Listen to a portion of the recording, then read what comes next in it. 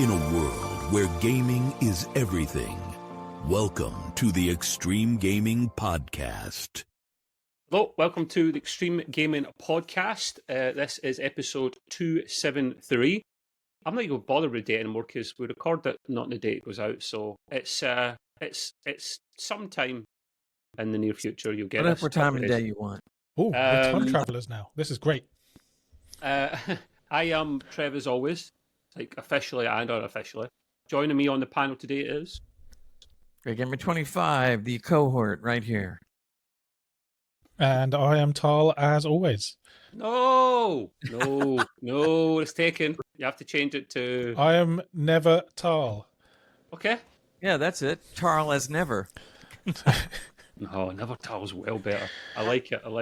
How are you lads doing on this fine day? It's great weather here. I don't know about your neck of the woods, Tal. Is it? I didn't know they had good weather in Scotland. Are you sure? Yeah, and I had to go outside and I looked up. I was like, what is that orange thing in the sky, man? Like, what's that? Yeah, I was using Google man. Lens on it and pass. When I come over You there mean and the visit, rain I'm wasn't like, sideways? there won't be any sun when I come visit you? Man. June can be funny, mate. It can be really shocking weather, or it can be good weather. You enjoy the good days when you get them here because you won't get many. Like today was lovely, so I went out literally in the garden to help my neighbour do some gardening. It's actually therapeutic. I love getting older. It's great. Yeah. Bring it on. It's funny, isn't it? We're not that far apart, but like it's almost like we live in different countries. I get it. Yeah. I don't get it. You aren't that far apart. That's true. I mean, compared to over here. Not compared to you. But then it's always a beautiful day where you stay, Gray, to be fair. It's always most a of the beautiful time. day in the neighborhood. Wait, whereabouts are you in America? He's in What was that? Florida. You're I'm in Florida. South Florida. Oh, Yep. I got some friends in Florida. So even hotter than South Florida. I'm near. Oh, Mickey. Are you? I've got friends near there. We should talk about that. Why does he make that noise? Is it because he's getting his undercarriage tickled or something like? Something like that. It must be Minnie that's doing something else. No. I don't know. Join our Discord if you haven't already. It's the best place to come and join us for gaming sessions, which we have on Tuesday nights at 8:30 GMT, soon to be BST. It's discord.gg/Extreme Gaming Podcast, or just search for us on the Googles for Extreme Gaming Podcast. If you do want to, there you go, you're back out. You're back now, man. So if you have any gaming or tech questions or anything, please ask, because there's some of us that are hardware orientated on the podcast, and we can try and help you out. Or you can send us an email to info@extremegamingpodcast.com if you don't want to go on Discord. So Alt F4. Alt F. No, it's just not nice, Gray. I'll come Only over kidding. Alt F. Only Alt kidding. F for you. Don't do that. That level of trolling should have died in the 90s, okay? It should have. You're a naughty man. And also as well, if you want a custom PC built for yourself and you're based in the UK, gamertech.org, Taro, your man here, will build you a new shiny. And it is cheaper than usually buying one of these pre-built machines from one of the kind of big names. So you want to save a few quid and get some good service Taro's there. pretty big. I mean, you know. I think it might even be cheaper than buying just the e-tailers like Amazon, honestly. Yeah, that's why I built my own PC, because it's cheaper. It's a pain in the ass, but it's cheaper, and you can get it the way you like it. You can get what you want. That's always important. But yeah, so all the socials, we're on most of them, not all of them. Some of them are a bit crap, but most of them, YouTube, Facebook, TikTok, Extreme Gaming Podcast, and Twitter X is Extreme Podcast. You can usually catch our like shorts and reels and whatever else they're called. The new generation has a short attention span, so we try and put things out for that. Everybody does. It's just like everyone there's does. So many people with a short attention span. Shocking attention span. So I was showing the boys a little teaser before. This wasn't in the notes, but I have started and it's up and running. Not finished yet, so don't judge it for what it is. Oh, we're getting dizzy. So a new PC built. Tidy. Fans at the bottom will be taken out and new ones put in. Look, the RGB. monitor comes right out of the side of the computer. It's amazing. How did you do that? Great. Don't be jealous that you can't do this. That's why Gray always gets his pre-built because he doesn't know. I He used says to he build can't do mine. it, Nothing he wrong just with a doesn't pre-built know. PC, okay? I don't like to build mine anymore. I used to. Right. Okay. I don't believe you. I need some Now I video buy all footage the you parts build. and I go to somebody and say, "Here, put it together." Thank you. Well, I kind of don't blame you, right? Because I've seen this to Tower before. It stresses me out, right? I know how to build a PC. I could do it with my eyes shut, but it stresses me out because of the value of the parts, how footery and fiddly some of the cabling is, especially for the front panel. Cabling's the worst. The little tiny things for the like the on-off button reset and whatnot. That does my head in. And then you take your time, you plug everything in the right place, and you go to hit the power button. You're like, please post, please Nothing post. happens. It does post first time for me, but it took a good few minutes of restarting a couple of times. And then what I didn't know, Mr. Tar, one of AMD's failings, and I consider it a failing, is this memory training shite. That I don't know why it's AMD. Intel's not a thing with Intel. If it is, it's automated to the point. Yeah, I mean, it is a thing too, but it just takes way faster. Yeah, it shouldn't have happened for my AMD setup because several reboots, it should start sorting itself. It wasn't. I was like waiting 3 minutes for my PC to power on and got to the window screen. I was like, nah, I'm not having that fast SSDs in there. So I built a Threadripper PC with something like 256 gigs of RAM, and I swear it took about half an hour to do the memory training. It was 10 ridiculous. hours later. Yeah. Oh, Jesus Christ, yeah. No, An eternity later. I got a bit fed up. It wouldn't fix itself after several reboots, despite what the internet said. So I went, okay, internet, you're telling me lies, or my PC's not doing what you said it should be doing. So I turned off the memory training stuff, and I was like, you're done. You're out here, pal. And it boots a lot quicker. The thing is, though, if you don't know about it, like you turn your PC on, that'd be normal, and then you just wait. It's like, okay, 5 minutes, 10 minutes, what the hell? And if you don't know about this, you get really worried. Yeah. That's why I researched this, man, because it was doing my head in. But it's trained enough for me, and I need to. I've got to go in and fine tune it. I've got to go in and sort the cabling and the other side of it. Have you turned Expo on? Have you turned Expo on? Or it's the AMD version of XMP? 100%, yeah. Although GPU-Z, no, is it CPU-Z, sorry, still shows it at 3000 megahertz, even though the motherboard now shows it at 6000. Yeah, okay. I don't know what I can believe. No, that's normal because it's double data rate, right? DDR. So it still kind of runs at 3000, but it's running twice. So each time. Right, okay. Well, that's good. That's very encouraging. 6000 will do me just fine, to be honest. Sweet spot. That's perfect, yeah. I also downloaded an application called, I don't know what it is now. Wing it. Ryzen Master. So I could overclock. I know that's... You missed that one completely. Because you're usually always too low in volume, great, that's why. What did you say? I missed it. What did you say? You said you downloaded an application called, and I went wing it. No, Ryzen Master.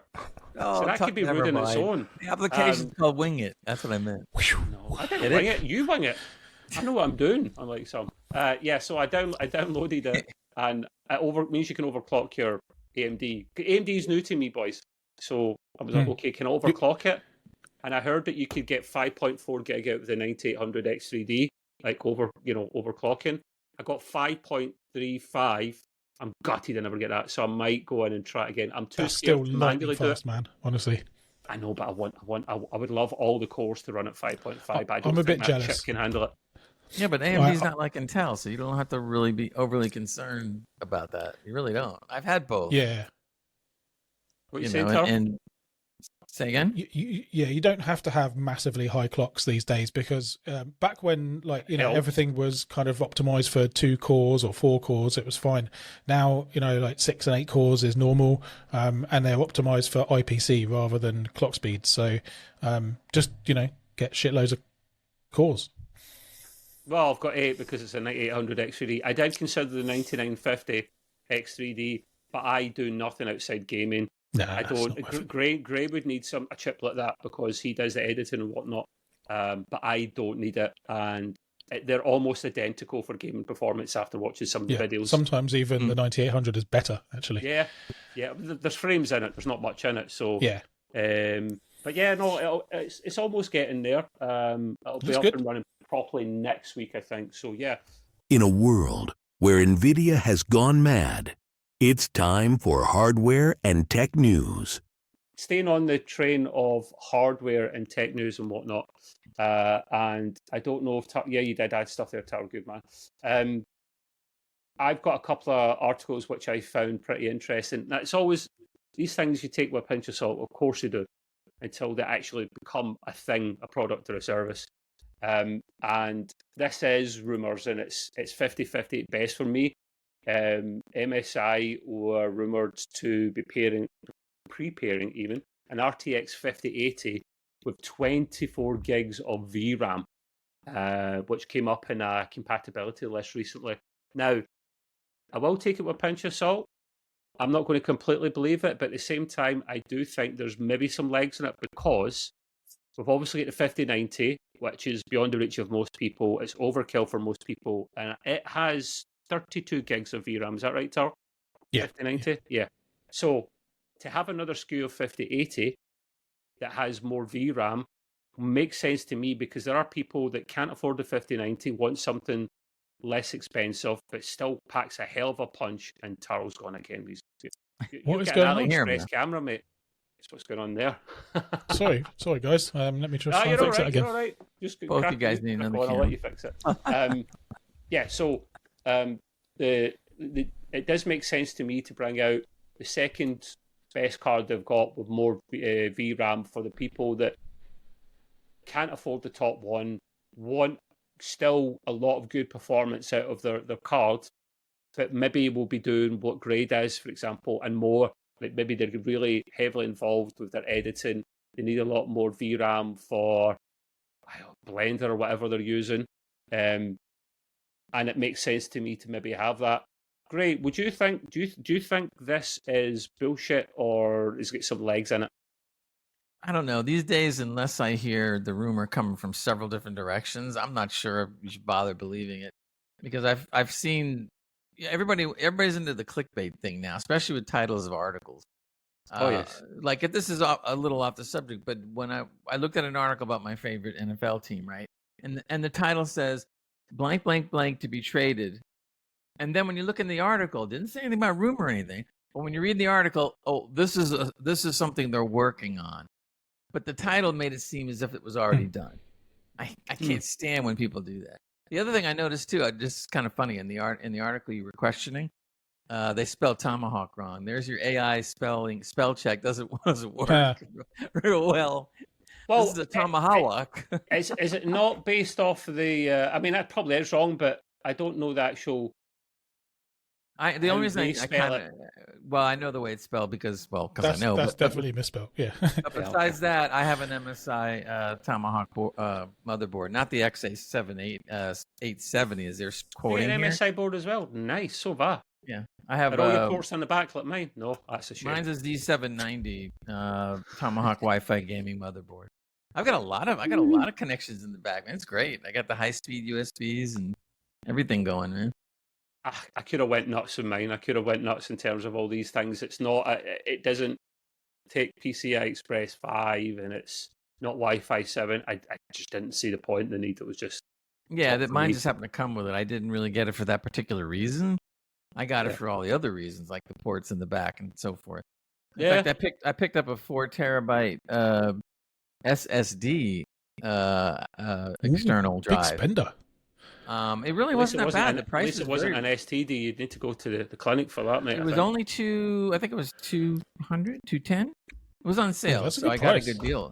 Yeah. And then I noticed it was. I didn't want to get it at first, but then I saw that it was USB-C high speed, the 40 gigabyte per second or whatever it is port. 40 external one.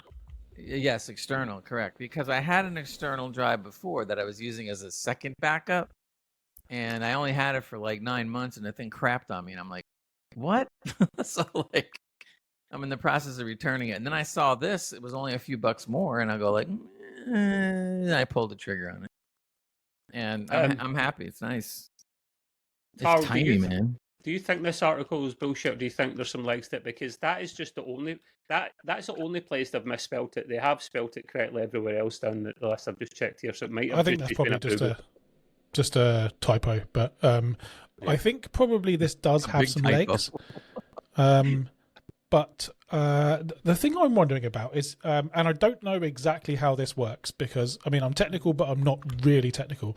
But you know how you've got bus speeds for the memory controllers, right? And in order to have different amounts of memory, say on if you wanted to go from 8 gigabyte to a 16 gigabyte, that's fine. But seeing as the 5080 is currently 16 gigabyte, I didn't think it could go to 24 gigabyte. I thought it would.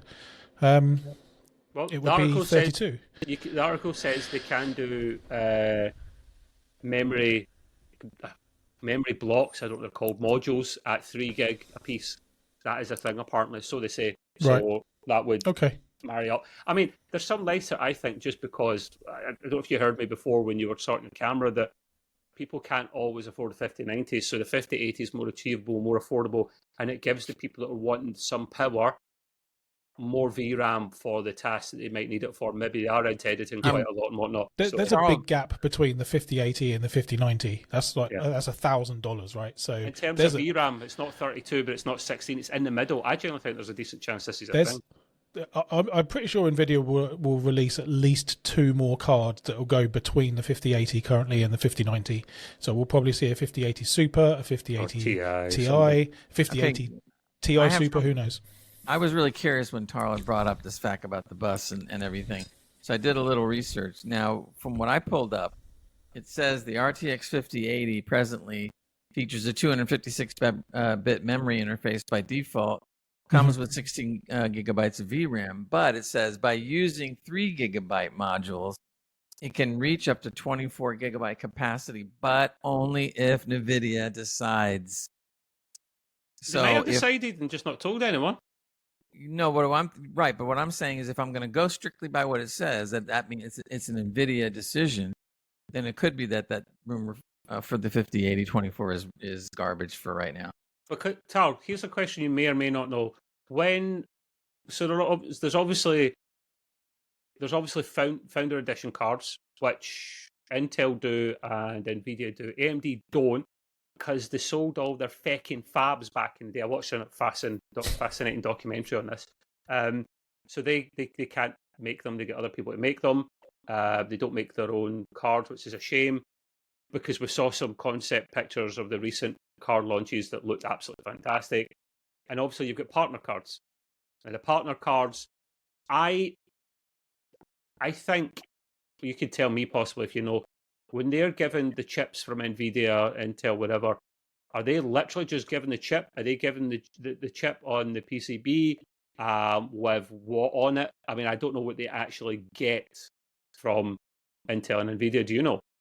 It's just the chip, I believe, but also what comes with that is no memory on it, nothing. Yeah, but what comes with that is a very clear mandate, guidelines, restrictions and things that they can and can't do. I mean, NVIDIA very highly control their what would you call it, ecosystem. So the brand. They can only do what NVIDIA will allow them to do. The only thing that is in their control is essentially the cooler and how they cool it, and the pricing. They can make a model that's more expensive, and if they wanted, MSI could charge £5,000 for a 5090 if they wanted. Yeah, you're right. They could. I think this is something that will come out soon, because you helped me by answering that question, because if it's literally the chip they just get, like we go to the shop to buy a CPU, it's literally just a CPU. You don't even get coolers with them now a lot of the time. You have to add the motherboard, add all the other stuff to it yourself. They're probably literally just getting the chips from the manufacturer and then putting them on a board and adding everything to them, including the memory. Now, depending the memory, nothing's stopping them going to Samsung and going, Samsung, sort us out with some of those 3 gig modules. Oh, no, as long as NVIDIA lets them, though. Yeah, because that's in the microcode of the processor. That has to be able to accept that. Yeah. That's what I was saying. If we don't know about an agreement between, I guess, MSI and NVIDIA, then I would assume that the rumor is probably just that. Oh, yeah. But we don't know. It won't be just MSI. So if NVIDIA create a 5080 model with 24 gigs, all the partners will have access to it. Right. It's just, I think it's just the MSI have, been the only one that have like accidentally, put the information out there on. What do they put it on? Yeah, the compatibility list on this motherboard, right? Yes. Yes. You're getting NVIDIA now screaming at them, going like, "You weren't supposed to say anything yet." Yeah, someone's going to get their bonus taken away. So the other article I have, which I find this fascinating, this one in grey. It's the second article. I would like you to add a picture at some point in your edit, whatever you want, my man, because a picture is definitely in this case worth 1,000 words. Really?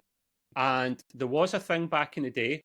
Well, it was in prototype stage before Nintendo went in the cream puff, which is called the Nintendo PlayStation. You heard me right, the Nintendo PlayStation. This is before Sony got into the market with a PlayStation 1.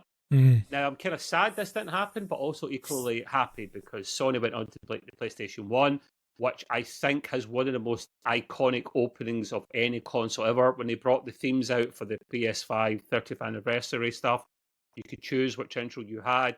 I had the PS1 on until they took it away. The hairs literally stood in the back of your neck. I'm like, I'm a kid again. This is great. So yeah, a guy called, and I apologize, I'll probably butcher this name. If anyone who's Japanese listening to this, I apologize in advance. A chap called Ken Kutaragi. Kutaragi, maybe one of the two. Kutaragi. They're not easy to names, Japanese names at all. He's had one of these prototypes hidden in his cupboard, his closet, for all these years, treating it like it was nothing. And I'm kind of sad, but also glad to see this at the same time. He is the ex-CEO of Sony, this chap, so it makes sense that he would have it.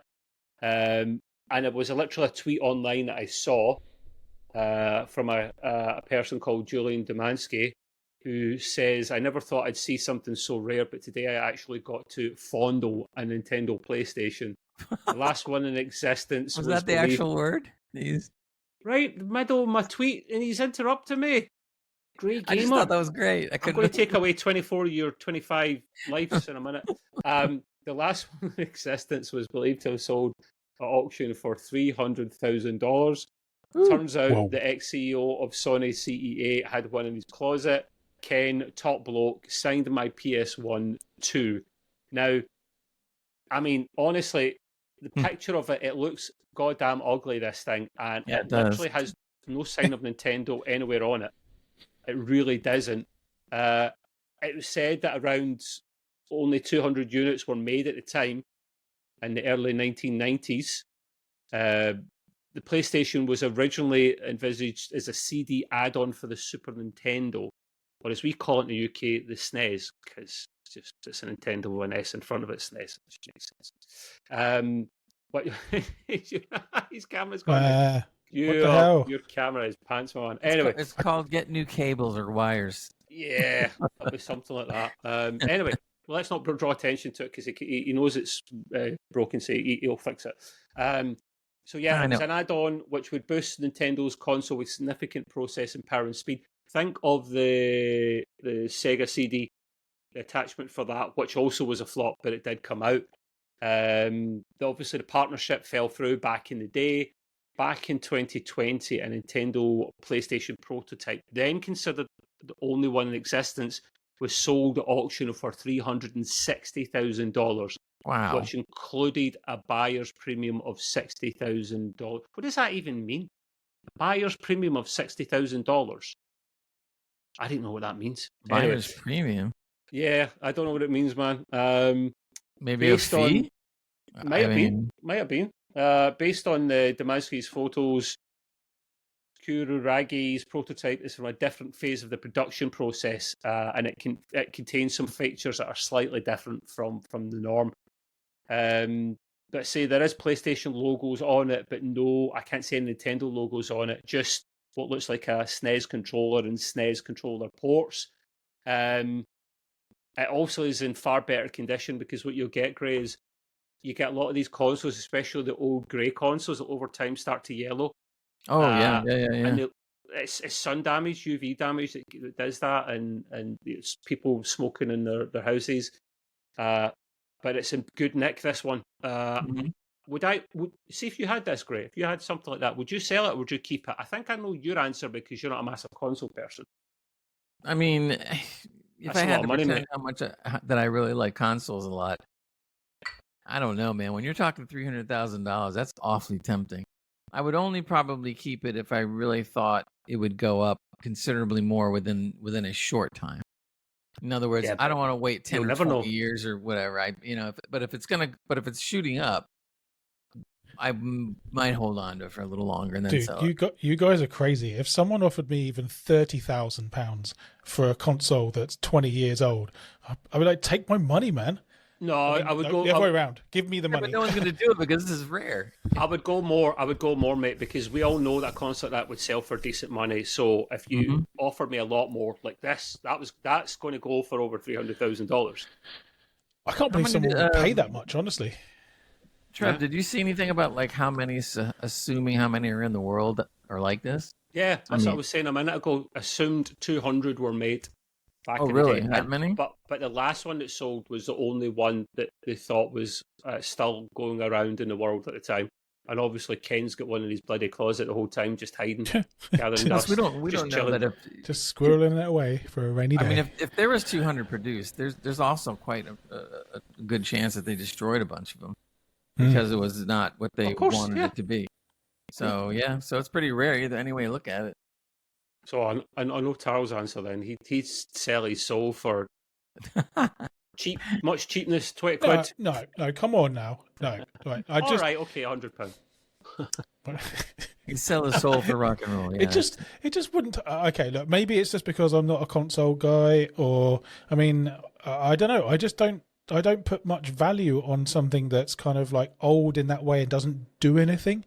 If it was, I don't know, an old pair of speakers that were like really, sounded amazing and had a different kind of dimension to them, then yeah, maybe I could see why someone would pay, big money, or just, something else. I don't know, but it's a console that doesn't even do anything. There's no games for it, is there? No, nothing was made, so that would literally sit in your mantelpiece. These things come up from time to time, and you also get devs. What do they call them? When a console comes out, or before it comes out, developers will get hold of a dev kits. kit. Dev kit, Yeah. that's it. Yeah, you see them.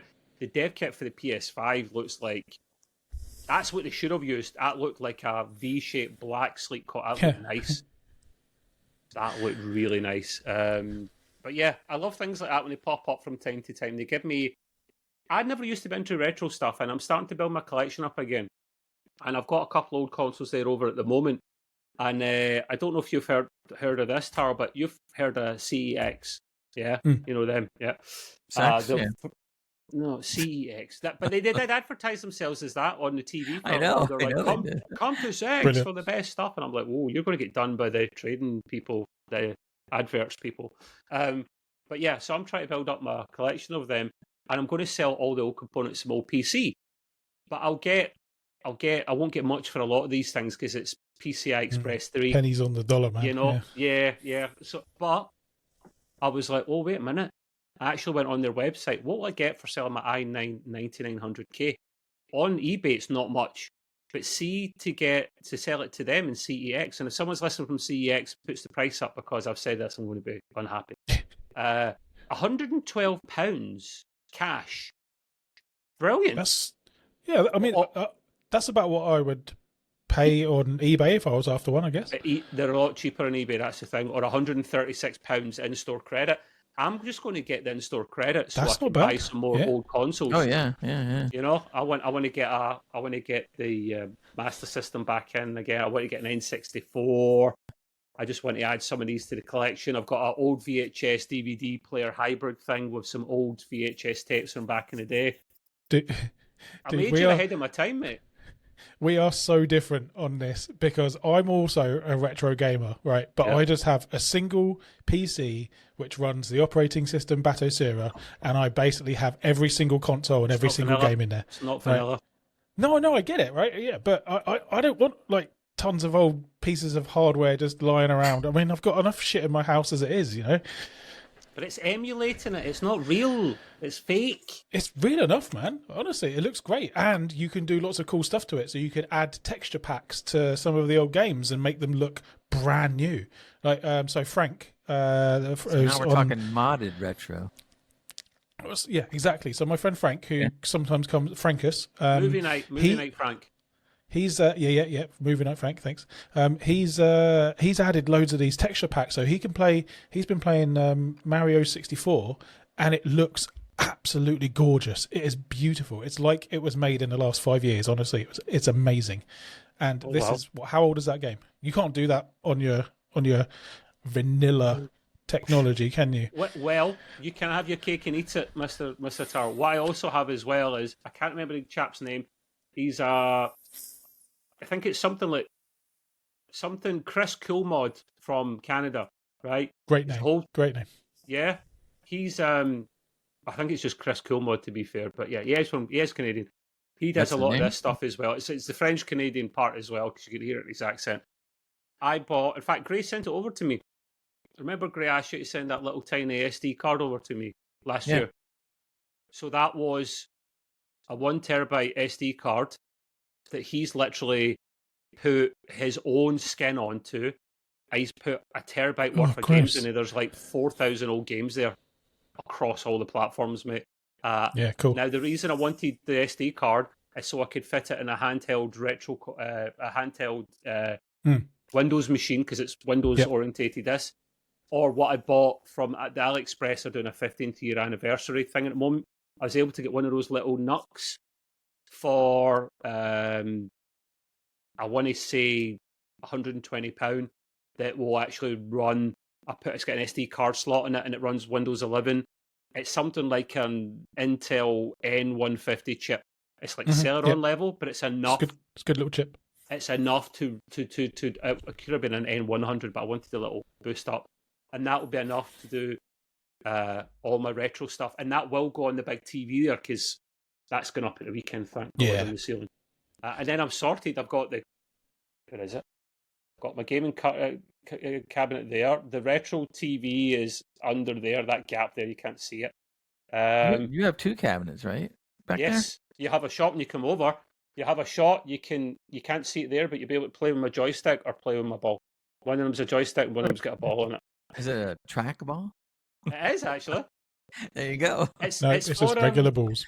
It's for the Atari machine, where you can play like Centipede and Missile Command, and you scroll the ball about, and it used to be one of those real big ones, right? You used to, I remember when you were a kid, we used to like go like this and make it spin as fast as we could, like bam, and that's how you break it and have to get a replacement. But so that's emulation, actually, technically, Taro. So I do like both, because they're not OG boards, no way. Did you see the recent Linus Tech Tip video when he got a big arcade system in, and it's basically just a big emulation PC in the back, and it's got all of the old Neo Geo games and all the arcade games. It's basically like MAME. Neo Geo, wow. So cool. Wow. Gray, you're up with some news of your own, please. Games. It's passion. It's life. It's time for game news. Oh, yeah, and this is going to definitely make Taro go bananas, too, here, amongst other people. Yeah. New Half-Life 3 leak reveals major... See? He's just came in his pants, that's it. Reveals major story, gameplay, and text details. Woo. No way. I don't know, that's right. Go. Anyway, it says here Valve is finally... Well, we've been hearing about this for a while now, that they're going to do Half-Life 3. Could it actually be real? I'm sorry, Greg. I'm exploding. More leaks now. There's more and more leaks now. So yeah, first of all, they dropped a couple little leaks. Then they start dropping their own leaks, so when they do that, you know it's happening.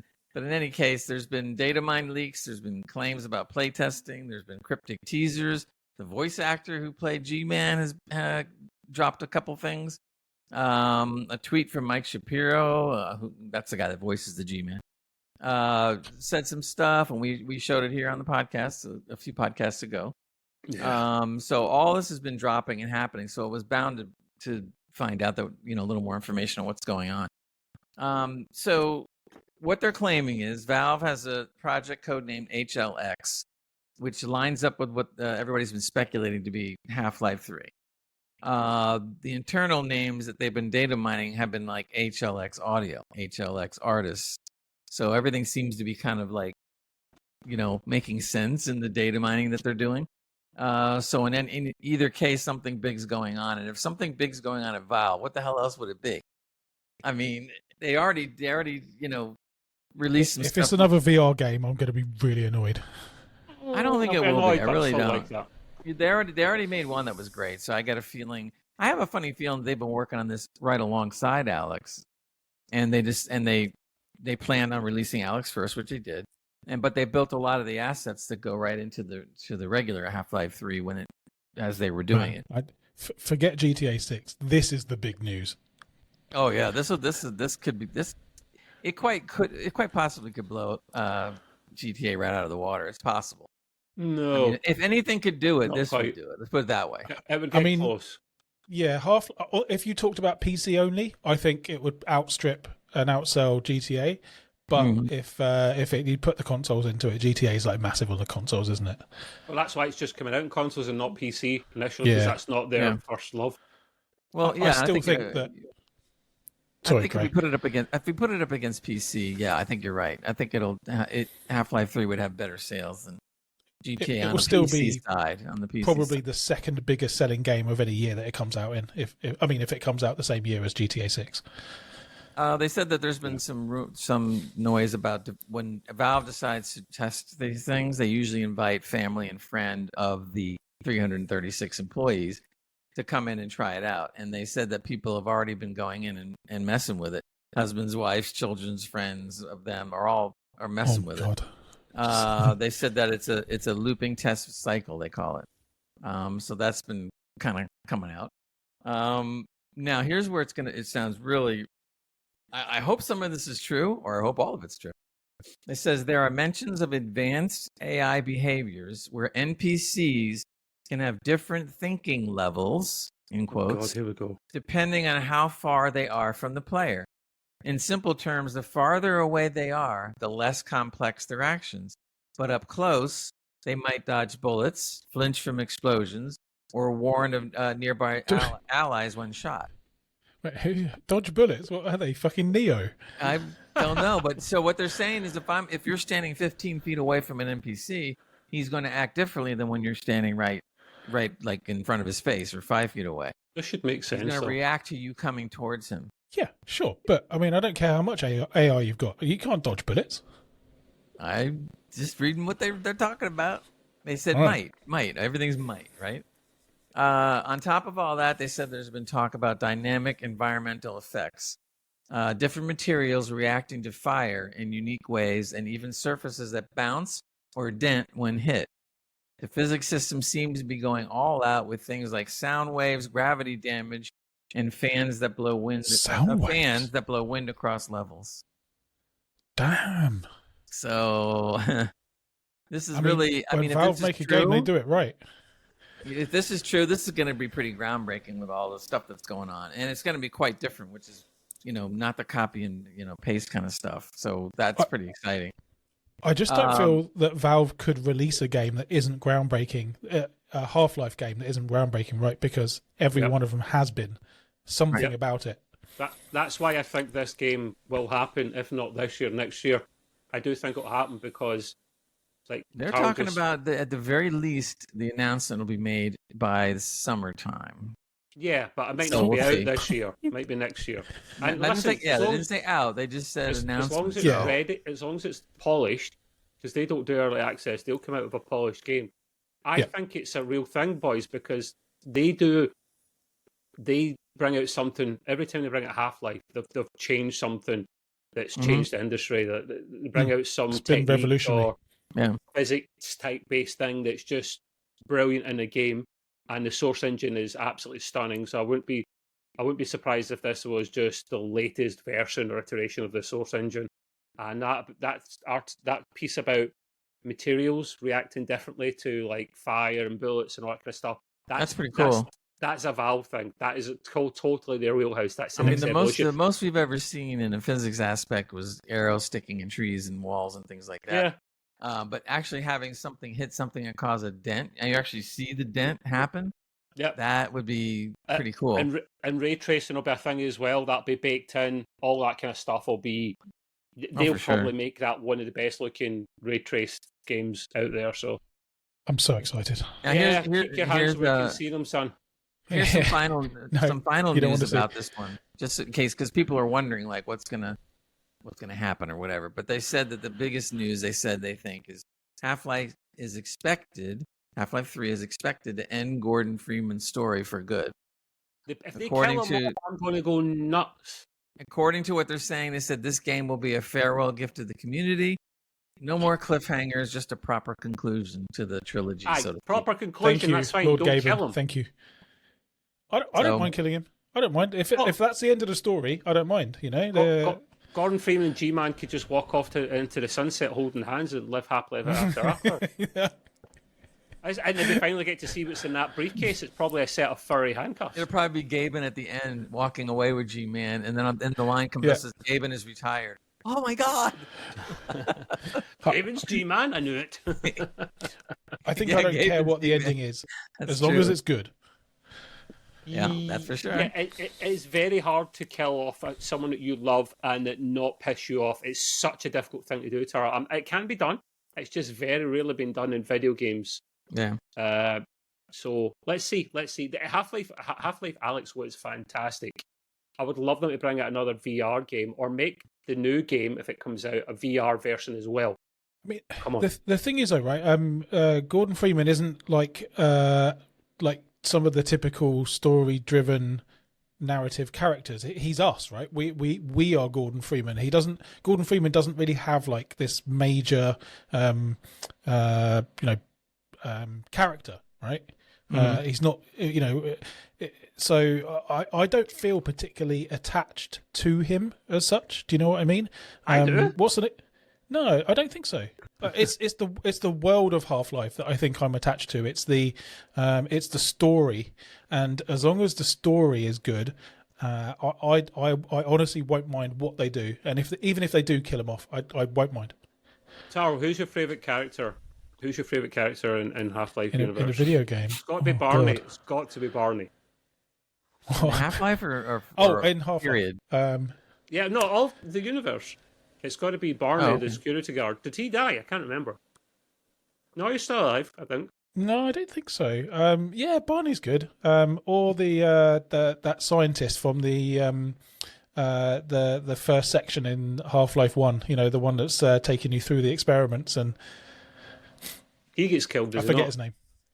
I'm sure he gets killed. I think they all get killed. Yeah. The only Barney I can think of is the Barney the dinosaur. That just doesn't ring. See, because you're not a Half-Life guy, you don't understand these things.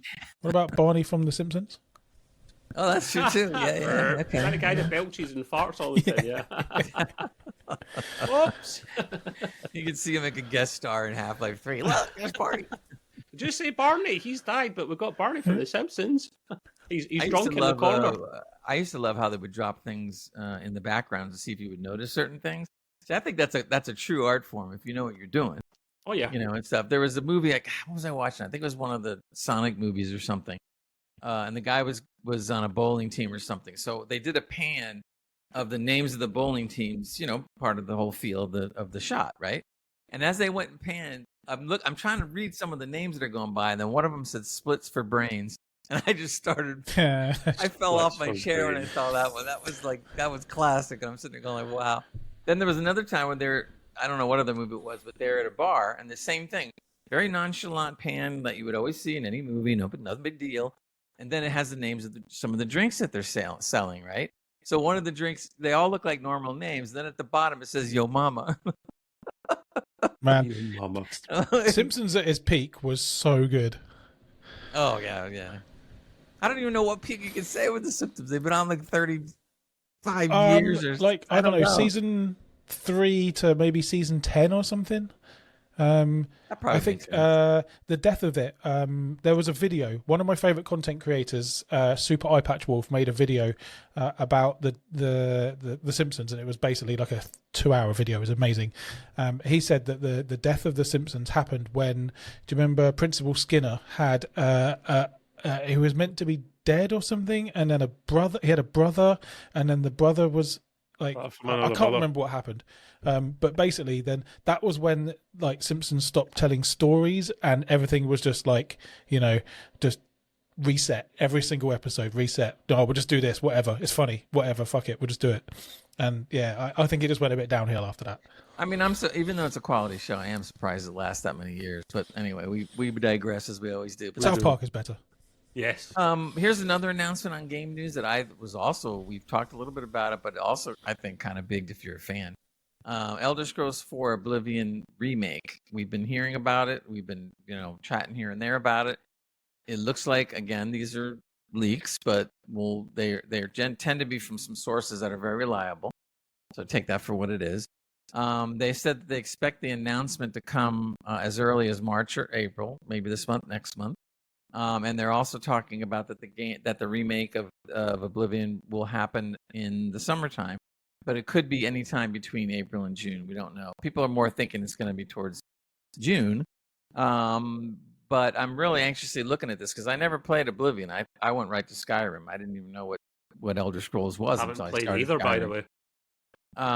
But it's been so many years, and I keep hearing people talking about Oblivion. But I've looked at it. I'm going like, I'm not playing all the janky old graphics. It's horrible. Oh, you old fart, man! But it's horrible, man. You can't do it. Once you play Skyrim, you grew up during this. This should be nostalgic for you. This should give you a bone of this stuff. It wasn't nostalgic because I never played it.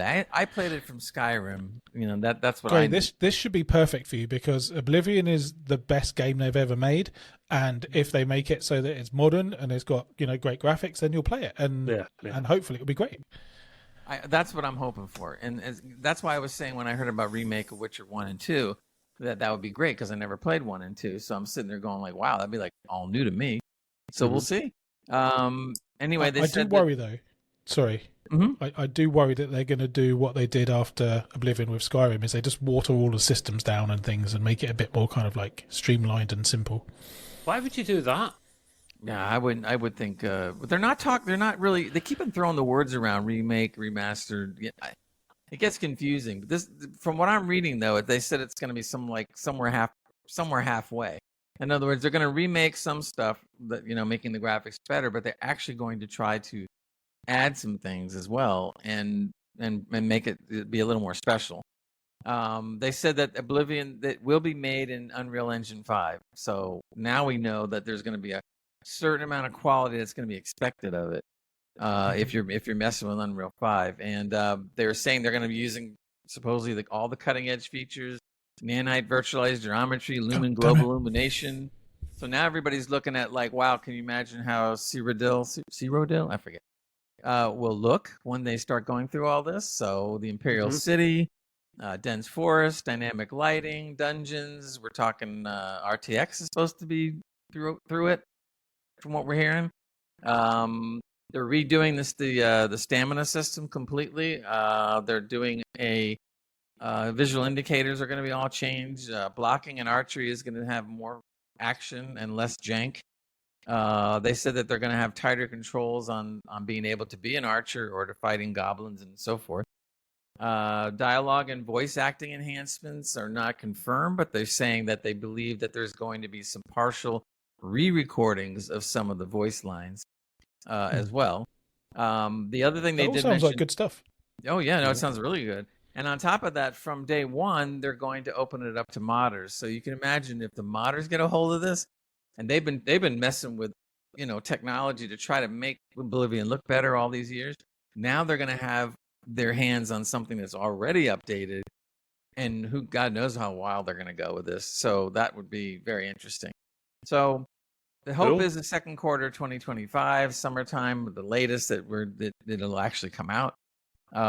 We don't really know. We know we're pretty strong on it coming out on PC. They haven't really said anything about Xbox or PlayStation 5, but the rumor is that that's probably all going to happen in one shot because Microsoft owns all this stuff, so except for PlayStation, of course. So I'm looking forward to this a lot. I mean, and if that does come out, man, we're getting a lot of games lately. We had nothing for a while. Now we got one thing after another. See, again, I've said it many times before, Gray, the people that complain about them not having anything to play need that Batman animated slap when he gives Robin a bitch slap. That's what I want to do to Yeah. people, because I'm like, just look at your fucking Steam library. If you don't own a PC Right. and you own a console, look at the Game Pass library you've got there. You've got games. They're just maybe not ones that you're super excited for, but you're still enjoying playing. So there's games that you wanted to play, and then all of a sudden something came out, and you never even. This is why I'm not buying everything that comes out in the Steam sales, because I got that. Yeah. I got that built. It's building. This isn't on the news articles at the moment, but there is a sale on at the moment with Steam after the spring sale. They had a building and crafting type thing on where you could get games cheaper, and there's more kind of news and kind of attention around these games. And I like these games where you build stuff. I told you boys about one of these games that I got recently. There is a couple more coming out, a Viking building type theme game. And I'm buying a couple of these games when they go down really cheap. Like it went down to like £13 for me, one of them. Another one went down to just 16 or 18. I'm like, I'm not going to get that because I don't know if I'll play it. But if it gets down to a price it's too difficult to say no to, you pull the trigger, don't you? Because this is why I love PC. And we'll have a debate, another episode for this, like a special where we bolt it on at the end of a weekly pod about PC versus console, not to see who wins, but what's good and bad about both. And that's why you get the Steam sale of all these great cheap games. You don't get that on console. That's why I love PC. Besides the fact that I love PC anyway, the major advantage that PC has over consoles is modding. There's not millions of mods out there for no reason. There's a lot of. You can get them on console as well, Grace. You can, but it's very not few and far PC. between. Yeah. PC's got way more. Oh yeah, they've been at it for so long, and I think that's part. But maybe that'll change more as we go along. But you can't even. It's so one-sided on PC for all the mods they have. It's like wild. The other story I want to talk about was Astrobot. Trev had given a review the other day. You do know it won Game of the Year. And I thought what I read was very interesting. They said that the developer basically came out and said it's okay to make a small game. So he said, for us, it means we're making something of such a scale that we can control it fully. That's from a development standpoint. But not only that, for the players, we all know that players today have a backlog of games. We just talked about that. And cannot complete their games. So the prospect of a game you can actually complete is really a persuasive argument. So I kind of go along a lot with that statement. I'm glad they kind of came out with the idea. Would you rather have a long game that you never finish, or maybe isn't as good as you would like to have been, or one really good slam bang gang that maybe isn't as long as the usual? It makes sense. The only gripe I would have against this is that if you're making a game that's smaller and quicker and finishing faster, then I want the price to be smaller. But that won't happen. So yeah, but is that's really just a pet peeve? It's not really. I'm not planning on that ever happening. I'm just saying. Does the length of the game really dictate how much you pay for it, or is it the quality of a game? Surely it's the quality. It would depend on a minimum length of something. Like if you're coming out with a game that's only 5 hours long and you're charging $70-$80 for it. Yeah, I mean that doesn't. I don't care how good it is. I'm not paying for 6 hours.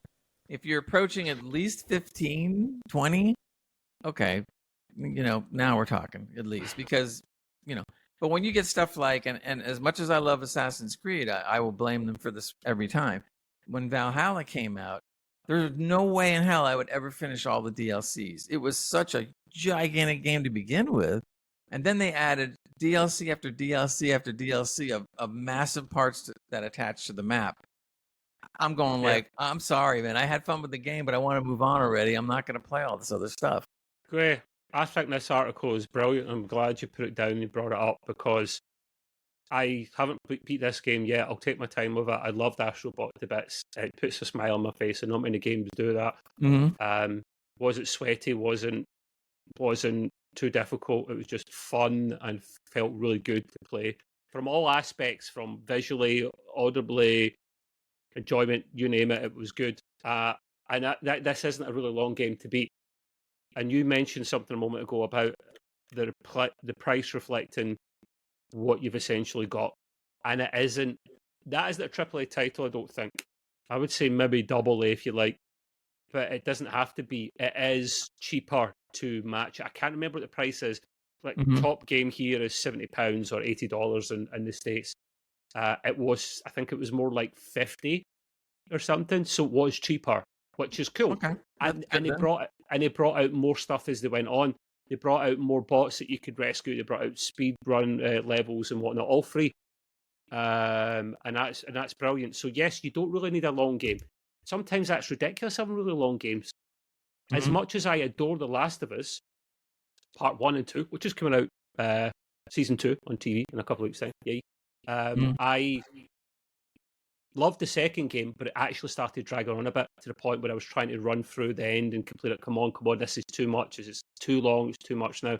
Yeah. I don't want that. Do not make it really long for the sake of it. It can be completed at a lot less time. The one Gray I asked you spilled to try and get a key for is a really simple game made by one person in their flat in somewhere like Denmark or something. Oh Mhm. no, the Netherlands. And it's you can beat that in an hour apparently, potentially, but it's got more replayability to it, and it'll be really cheap to match what you get. So yeah, they don't need to be really long. If anything, short. But if they're short, quality's got to be there, and or replayability. Otherwise, you're ripping punters off. You know. Yeah. I think one of the things I had read in a passing article was it was very interesting. We've talked about it a little bit here. They're saying that companies that have gotten much bigger and have brought out a lot of this AAA stuff and have developed the IP, etc. It comes to a point where it's like the diminishing returns thing. So they've gotten to a point where they made the IP. Everybody wants the IP to do this, to do that, and then they become very comfortable with the IP, and then they don't innovate. And so then you see them suffer by putting out games that you think people want to see, but because you're not innovating, you lose. And that's a perfect example of what's gone on with Ubisoft. I think Ubisoft finally figured out, after a while, like, well, we're going to die here if we don't come out with something good. I do know that, Shadows is doing very well. They said mate, but you're right. Yep, and they said there's something like 2 million copies or 2 million players concurrently are playing it. The reviews have been they've been kind of around the board, 7 to as high as 9 out of 10. Have you played it, Gray? I've been playing it, but I barely scratched the surface of playing it, so I don't really want to say what I think so far. The only thing that I will say that I do agree, and this is gonna be funny because I'm gonna agree with Trev right now. And all right, there are some things in the game that I've experienced that I do think are a little too copy and paste right now because they've done it in the previous 2 or 3 games. Also, there's some things that they did make different. Like I'm playing the stealth character, and she's got a bunch more moves than past characters. Can you tell us about the difference between the two characters without it being a full-blown review, mate? I'm curious. It does look decent. It really comes down to, do you want to play stealth, which is what Assassin's Creed's been known for, or do you want to play a tank the whole game? That's pretty much it. Because Yasuki, I admit there is a part of the game where you have to play Yasuki, at least for a little bit, not much. Okay. And then you settle on whatever character you want to follow. And, like I said, I picked Naomi. So, but Yasuki, I got to admit, I mean, he's definitely a samurai tank, man. He splits people's skulls and cuts their limbs off like they're nothing. And he has an ability where he rams people with his shoulder and basically kills them just like that. Oh, I never knew he was an NHL player. Yeah, exactly. It sounds like one. So if you like that, I mean, I probably, when I'm done with the game, I'm not saying right away, but when I'm done with the game, I would go back and play as Yasuki just to see what's what. But really, as I was playing him, it's just not an AC game if you're playing nothing but a tank the whole time. I mean, he's awful. He's not good at stealth at all. That's not what he was made for. So forget that. So that's why I didn't bother playing him. I just went to Naomi right away. To go back on the Astrobot a little bit, one of the things that I thought was pretty funny, this guy wrote in the article along the same lines that I just mentioned. He goes, Assassin's Creed Shadow-sized games, I'm at the point where I'm begging for mercy. My backlog can't take another massive RPG. It'll crumble under its own mighty weight. Yeah. I mean, how many games have you got on your Steam list that are unplayed? Oh, plenty. Oh, more than half. Yeah. Oh, mine's probably 80% unplayed. I always use Epic as an example. I've got 40 free games. 40. I've not played a single one. I've got way more than that, man. Yeah, but are any of them actually I good? might have though? more You got than them that, for free, but I know I right? have at least 40. Yeah. And I don't just pick willy-nilly. I don't go like, oh, it's free, I'll take it. Oh, it's free, I'll take it. Oh, it's free. Okay. No, I take fair a look enough. at it, and if I like the game, I go, yeah, that's pretty cool. So then I would get it. But you didn't like it enough to play any of them. I haven't. No, because all the games generally that they offer are usually at least a year and a half, 2 years, 3 years, 4 years, 5 years old. I don't claim every game that comes out, boys. I think it's a waste. If there's a chance I'll play it, I'll claim it. I won't claim it for the sake of it. I just think that's daft. And you can, and on this podcast we even said before. I'm not going to go over what I did before, but the point is, that as far as just pure releases of games, there's like 100, 200 games released every month. You don't even hear about any of them. I mean, but I can show you the list. It's like every other day a freaking game comes out. And the only one that maybe has them all, it might be Steam, maybe. And I don't even know if Steam's got them all. There's so many. So if you really wanted to be like, I want to play PC games, I mean, yeah, try it. See if you can play 200 games a month or whatever. I mean, I don't have enough time to play one game a month. Exactly. You pick your favorites. It even gets to the point where there's one or two games that could be your favorites you really want to play, and you're just so busy you go, I'll get to it because this other favorite game just came out and I got to play that one first. It doesn't end. You really got to sit there and set up. I find that sometimes I have to sit there and go like, all right, so today's Tuesday. This is AC Shadows Day. That's what I'm playing. And then Wednesday, it's Elite Dangerous Day. I'm going to play that. Because if I don't, I won't play any of them. Well, this is why I have a gaming night with you boys once a week. Right. I also try to fit in a gaming night with my old pal Brendan. We play COD usually zombies or something. I try and get a few hours in. We try and do an Easter egg for that. Because that's all I can really afford to do. And then I would like to sit back on my couch with the PlayStation controller and play some games there. In fact, I'm even tempted, although I probably won't, to get Assassin's Creed Shadows for the PS5 Pro because its performance is really good. And I can actually sit and relax and chill and not be at my desk. So, well, I can tell you one thing. The game is absolutely flat out gorgeous. And right now, the game runs really well. I mean, this is probably one of the better optimized games that have come out. What was that, Sid? Until it crashes. Yeah. No. Oh, okay. Let's go back on that since you happen to mention it. And I'll talk about it more when I do the review. But basically, the thing that really got me angry was when the game came out, it was crashing my game several times, crashed my entire PC several times. And I got to the point where, like, I figured it's unplayable. It's totally unplayable. So then I started scouring the internet, and there's at least a dozen fixes out there, So I tried the first 5, none of them worked, and I finally came up with the 6th one. And if you people out there are playing AC Shadows and you have this kind of a problem like I did, I'm not saying this is going to work, but it did work for me, and it seemed like the whole problem was the cloud saves. So what I ended up doing is I went into the How does it sound, Clive? How does it break it just a sound? A cloud save. I don't get it. This is why this is what gets me so infuriates me. From what I can tell, it's not just Ubisoft. It's also NVIDIA.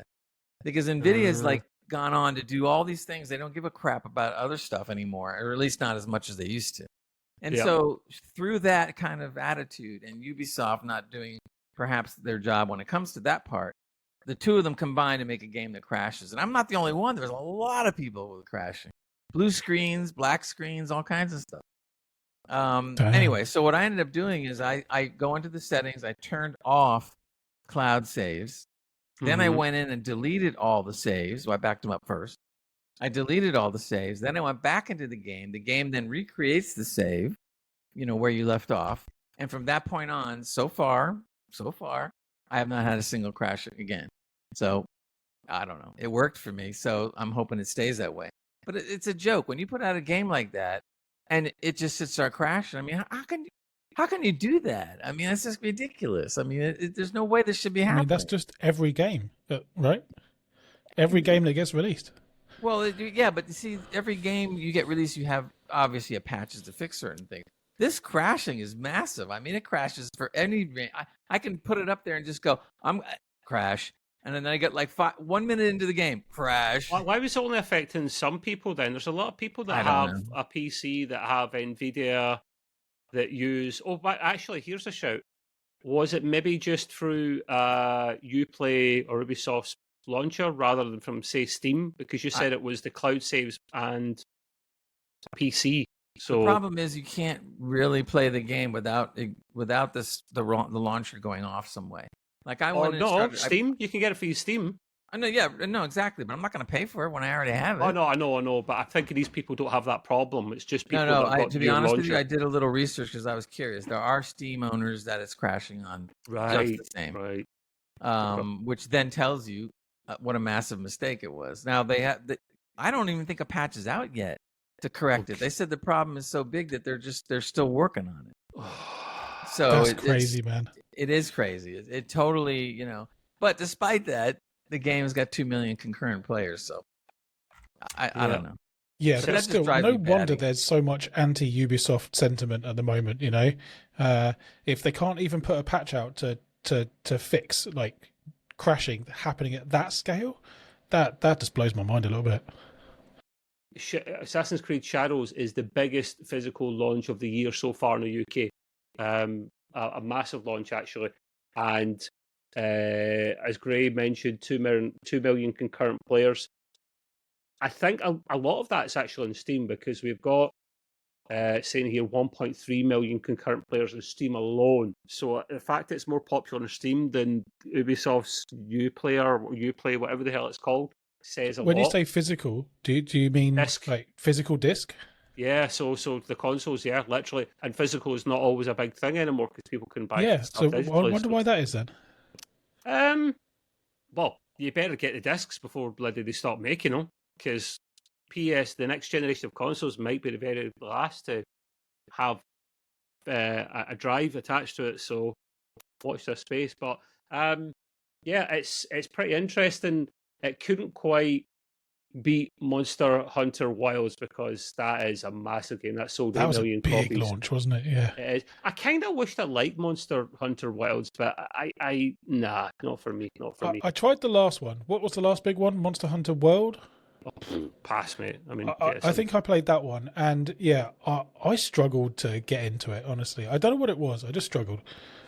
Yeah, it's one of these games that's massive as well, so it would take a lot of time. Whereas I want to play games so I can put the controller or the keyboard and mouse down and not have to make it my main game and spend ages and ages and ages on it. So, yeah, this Assassin's Creed game is a massive deal at the moment. I will get around to it at some point. I'll probably wait for 6 months, a year till it comes down in price and then grab it that way. But yeah, I thought that was pretty interesting. They won't say how many copies they've sold because they don't have to, and I don't think they want, because the problems they've been having, I think they want to keep that information close to their chest. But this game seems to have done enough to actually save them, or at least for now. For now, yeah. This is the thing, and I wish Gray was on just now. Hopefully, he'll come back in a minute. Here's the thing, though, Turl. I've slated Ubisoft quite a lot, right, and rightly so. But they they need to focus on stuff that's good quality. So they would rinse and repeat too much. What I mean by that is they'd bring out too many Assassin's Creed games. You would find that more than one of their teams is working on an Assassin's Creed game at any one time. And I'm thinking the last game we had was Valhalla in 2020, I think, unless there was a mini game out before then. I might be wrong there. That's 4 years, 4 year difference gap. There's a 4 year gap there. That's how long you should be spending working on an Assassin's Creed game. So literally have one team from Ubisoft working on Assassin's Creed game, great, and not have 2 or 3 teams because you're rinsing and repeating too much. Spend your 4 or 5 years making a quality Assassin's Creed game with one team while you've got other guys on your Division game and whatever other IP that you own, because we'll get a bit sick and fatigued with this game. But so far, it's looking good. It's not just that though, Trev. Is that like a lot of their other games just feel very Assassin's Creedy now as well. I saw some footage of one the other day. Is it Watch Dogs? Is that their other IP they have? Yeah, but they've only launched 2 of them, and the last one was Legion. That was a while ago. So okay. Well, I saw some footage of Watch Dogs versus Assassin's Creed, and I mean, I haven't played them, but they just look so similar. You know, same systems, same feel, and you know, I think this is possibly one of the biggest issues with Ubisoft is where's their originality, man? It's well, that's part of the problem. That's not the sole problem, but it's part of the problem why they're encountering so many problems, because they just relied on the popular IP and that kind of mechanic that worked for a lot of people. I mean, Gray likes that. That's why he's getting a lot of these games. That's why he's a fan of the Assassin's Creed games. But the problem you'll get is if you're solely relying on that on your main way to make money and something goes wrong with that, which it had, then you start losing money, you start losing players. Well, the problem is that they have to make sure that the shareholders are happy. And the shareholders are not game creators. The shareholders are not game programmers. The shareholders may not even be game players, for all we know. They only care about making money. So when you put on that kind of pressure, things are going to go wrong. Yeah, but I tell you what doesn't make shareholders happy is not selling fucking computer games, you know?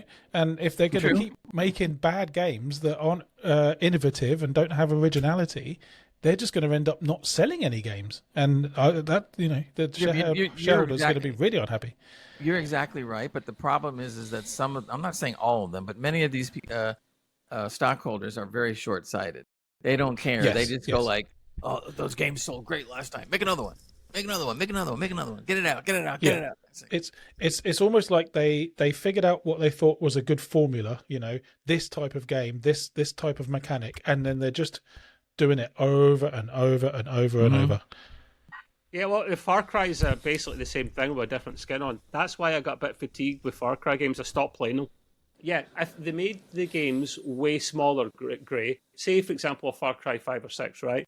Keep everything the same, but instead of making it like a 40, 60-hour game, like I think Valhalla was like, you could get 100 hours plus out of that if you'd done everything.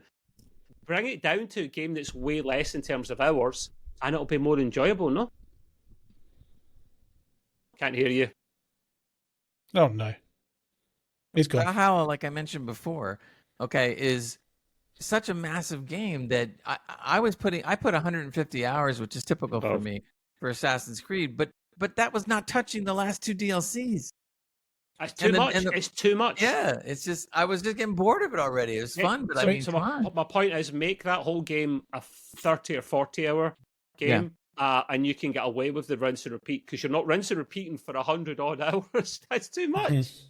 Well, see, that is too much. You know, you just said something that was very interesting. The only game that I can think of that is shorter and the rinse and repeat doesn't really bother me that much is Sniper Elite. Because Sniper Elite tends to, they add a little bit of things that are new in it, but generally speaking, about 80% of the game tends to be relatively the same. But it doesn't bother me because they've got a new game coming out. In fact, I think it's out now or out in a couple of days. Atomfall from Rebellion. It looks pretty I'm looking forward to that. It looks nice. It's set in somewhere in the Lake District in England, and there's guys in there that even I struggle to understand. I'm sure there was a Geordie in there with a really rough accent. Sorry to the Geordies, I love you, really. And that game is not a long game, by the way. From what I remember, I think you can complete it all in 25 hours or 30 hours, something like that. It's on Game Pass when it arrives. I think it's any day now. I know. So here's a question for you guys, right? In a world where everyone is trying to waste our time, in a world where everyone's trying to waste our time with the engagement, everything is longer. Like YouTube videos that are 30 minutes when they could have been 5 minutes, right? So everyone wants this engagement. They want you to be on their channel, on their program, on their software, in their game for long periods of time. Here's my question. When you consider that a lot of games these days are basically just digital storefronts with games attached to them, is that the reason that they're making games 100+ hours? Because they just want you in the game to be potentially spending more money in their shop? Of course. You're more likely to buy DLCs and skins and all that good stuff, 100%. So are they going to make 50-hour games rather than 100-hour games? They want you to be spending 100 hours, right? Maybe. Look at Astrobot. Perfect example. I think they will because of people's shorter attention span, number one. Not because they want to make it shorter, because they might have to make them shorter. Yeah. I think there's going to be, I think we touched on it a few weeks ago, but I think there's going to be crash in the video game market. I think that perhaps it's going to be It already is. Ubisoft. It's called Ubisoft.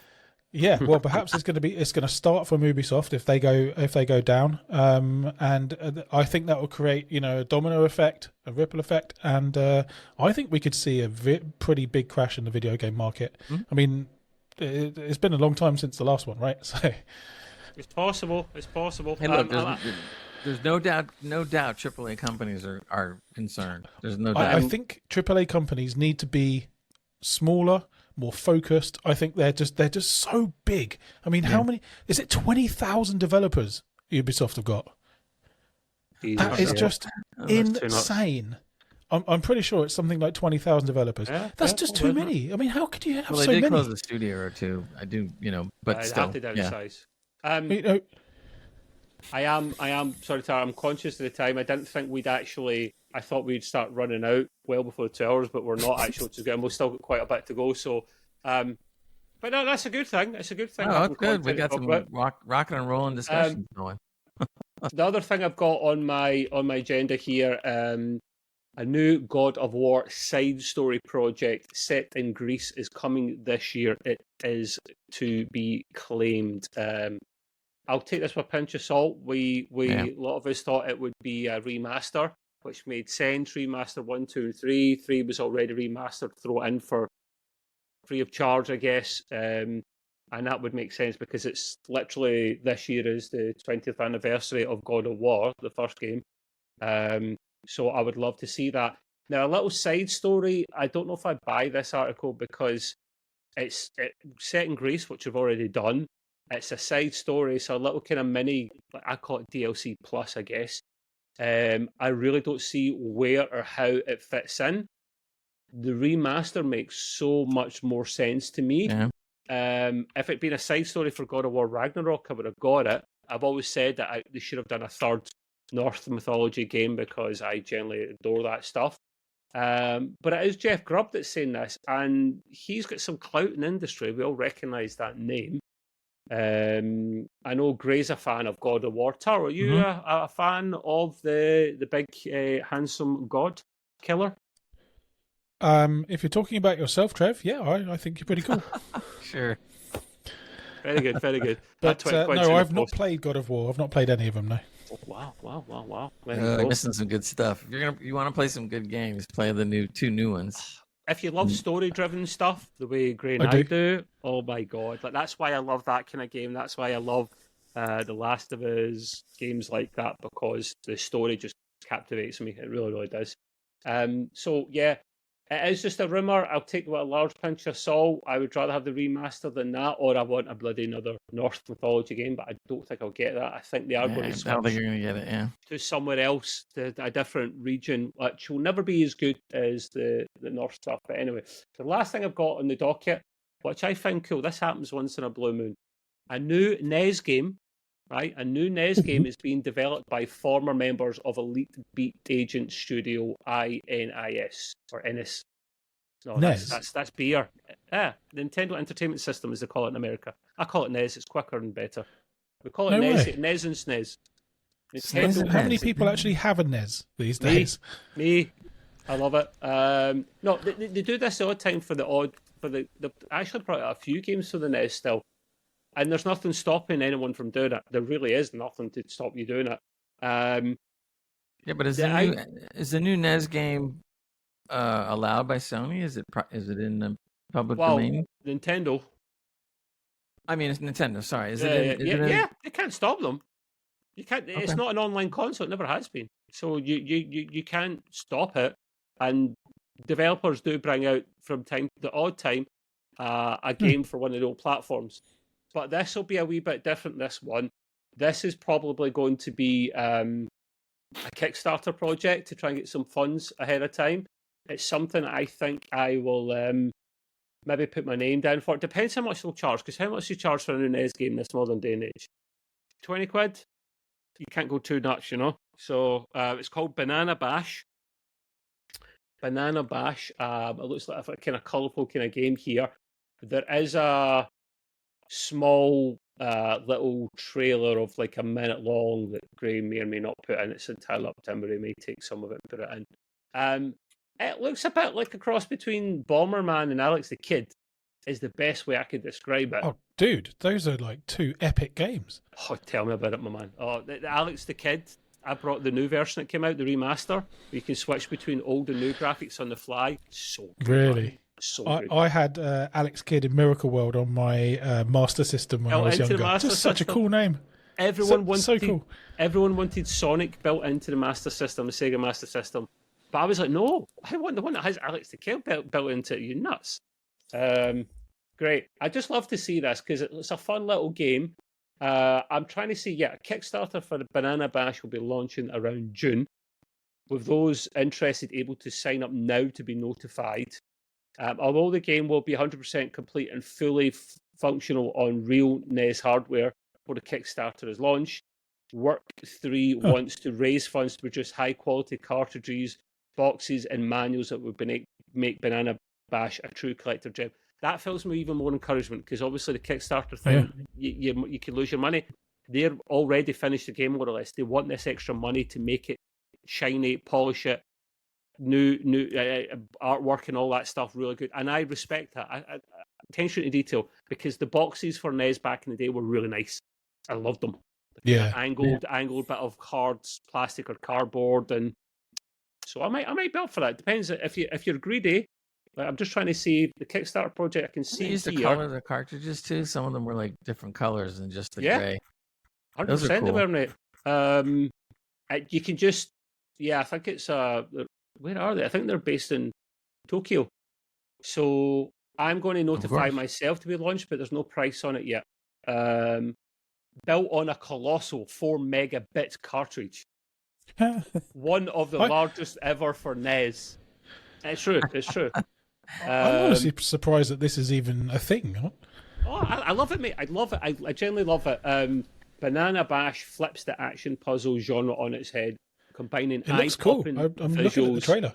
Wacky humor, brain-bleeding challenges, Jesus Christ, and a groovy soundtrack with beat-matched and key-synced musical sound effects that will have you dancing in your seat. Wow. What a bit of advertising there, boys. That is phenomenal. It looks wicked, honestly. I've notified myself. I'm getting one of the songs. It's not too expensive. Anyway, right. That is all the new stuff I have. Over to Gray for a cheeky bit of hardware news or tech news. The Extreme Gaming Podcast. Tangents are our business. Hardware and tech news. This kind of goes along what we were talking about before about not doing things the right way. Apparently the drivers that the new 50 series, RTX 50 series drivers that NVIDIA has put out is playing havoc with us owners of the 40 series. And apparently it's pretty widespread. They're getting black screens, blue screens, crashes, you name it, and even more serious than that. So people have been really complaining a lot. And the way that seems is that they basically haven't really cared much about the 40 series people. They're too much into the 50. And so no one is taking enough time and care to see if the 40s are having problems. As of right now, as of talking on this podcast, they still don't have an answer yet. They already did one new release of drivers, which apparently didn't really help much, from what I understand. But when you get people that are just, first of all, NVIDIA gets rid of physics, right? We talked about that, which is stupid. Physics. So because now you can't play games with it anymore, right?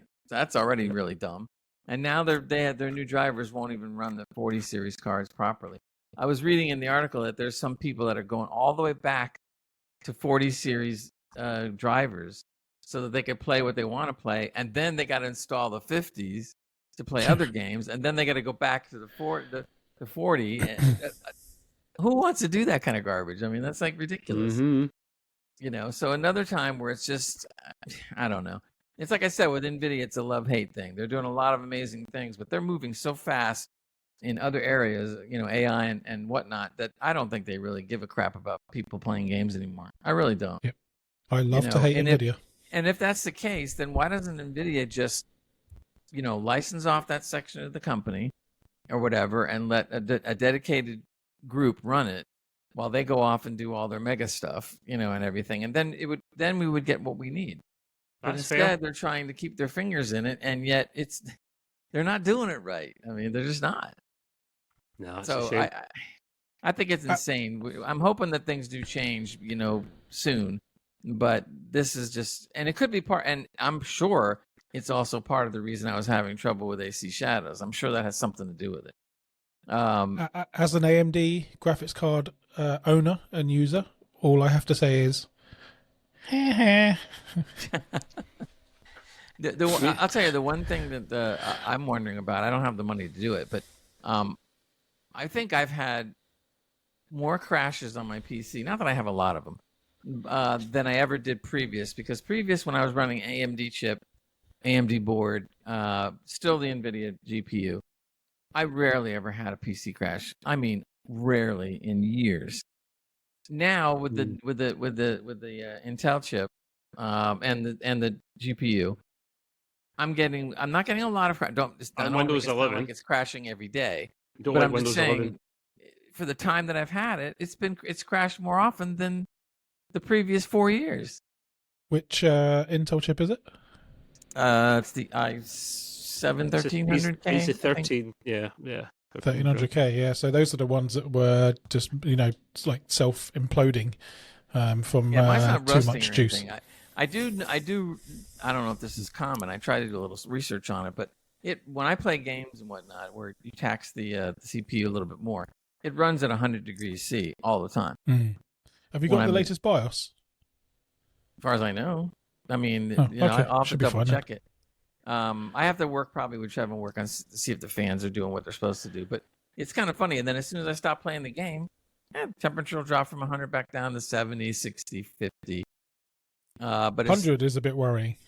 I know, and that's you can. And I never had this issue when I was with AMD. You can undervolt a bit, or put a voltage limit or a temperature limit. You need to get your fans sorted as well. That's what I've been dicking about with trying to get them all right, so they're not they're not ramping up and down at a slight bit of work. Yeah, I'm going to have to sit with one of you two and do that and see if that makes any difference. If it doesn't make any difference, I got an answer for it. I'm going to take a hammer to it and go back to AMD. Oh wow, bam! Brutal, man, brutal. But it's a shame because I can't afford to sit there and go to AMD again. But I swear to God, if I had disposable income right now, I would dump this and go right back to AMD again. Well, we'll see. Competition is good. I'm on AMD, and let's say if I can get one of the new graphics cards at a reasonable price, closer to MSRP, I will jump ship as well because I can make some money off my 4080 Super. Hey, look, if somebody like you went to AMD when you said you never would, that just goes to show you how much better AMD has gotten over the years. I didn't say I would never go. I just said I can't see me ever going because at the time, 2-3 years ago, Intel were top of the game. Like, they were the best gaming chips out there because that's when it was pure, all about the high clocks. That's why I'm looking forward to AMD more in the future, because if they can get their clocks up more, along with the 3D cache, we've got the best of both worlds. Yeah. And that will happen, but they won't do it immediately because why would they? Like, they want to make money. Drip feed this stuff to us. Back to the stockholder thing again. That's it. Anyway, that's it from my end of the hardware tech news. Well, we got more tech news, double-barreled tech news from Mr. Charles. Take it away, sir. Okay, thank you. So I read an article the other day which I thought was quite interesting, and it made me think of a bigger picture type thing. So the article talks about how recently Zotac has raised its prices on the 5090 to over $2,700 now. And wow! I got a bit interested, and I started having a look at all of the pricing that you see out on all of the e-tailers and retailers and stuff. And I don't. It's not just Zotac, it's everyone. Sure. So here's my here's what I found, that almost none of the manufacturers, the so Asus, MSI, Zotac, etc., all of the partner companies of NVIDIA and even AMD now, none of them have any of the MSRP models available. None of them. So So here's what's happened in my eyes, and maybe I'm just too much of a cynic. And give me your thoughts, guys. Right? But so Nvidia brings out new graphics cards, right? So 5090 for 2,000. Barely any of them are sold, but then a short while after, all of the partners are putting the prices up, and they're also pushing heavily the very, very high end ones. So 2500, 26, 2700. I mean, some of them are now 2700 at a minimum, right? So I saw one recently. I wish I could bring up the article that they're selling a 5090 for $6,000. Well, yeah, okay, Whoa. that's wild. And I'm going like, whoa, what's going on here? Is that one Matt put in? Yeah, I think so. Yeah, and I can't even imagine what $6,000. Why? I don't know. Greed, mate, greed. I sort of told you. Like, I'm sick of people in greed. I mean, who pays that? So this is what I was kind of thinking, that that they're bringing out these cards. They're giving us the MSRP saying it's $2,000, but nothing has been available for $2,000, right? Not even close. And if the minimum now is 2,700, surely the MSRP is just a complete and total fabrication. Yeah, why bother, right? So my question is this, guys: is the MSRP false advertising? No, because I think some of the top tech boys were covering this recently, and that's maybe where you get some inspiration from, Tal.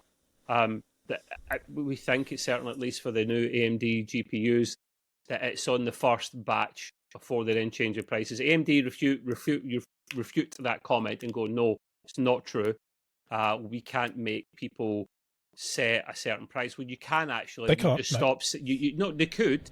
That's the thing. They're very, very lazy on it. You could say, listen, if you're not more reasonable, your MSRP, we just stop giving you the cards.